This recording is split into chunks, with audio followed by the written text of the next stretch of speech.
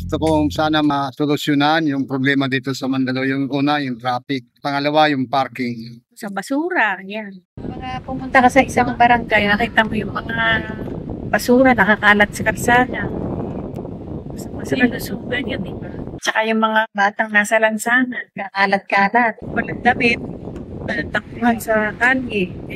Pang uhuli sa nagtitinda, dapat bigyan nila kami ng kami yung mga vendor para kami galawin nila.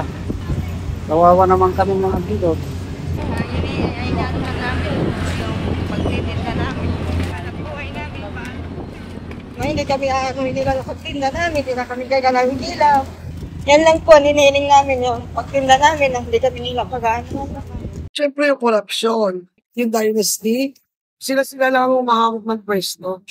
Walang pagbabago. Dapat may iba naman. Tapos siyempre yung kahirapan, para masolusyonan yung kahirapan. Kaya lang natin nag-alit ang ibang mayor, yung mga kusyan. Sa iba para paulit-ulit. Sila lang ang yumayaman. Yung mahirap, paano umihirap? Marami pa rin sa Mandaluyong hindi ko makaya ng 3 beses sa tahanan. Walang disiplina ang mga tao. Kahit na may lalagyan ng basurahan, hindi nila ilalagay.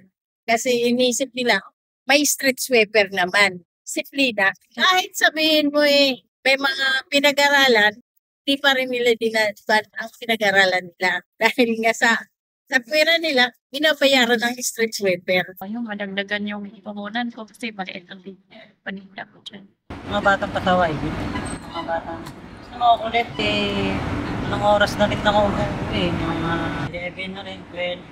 May kita rin yung mga kulit na bata sa labas. May mga nakakagod. Gusto ko sanang yung aking senior ma-aprobahan na para naman ako may pambili ng maintenance.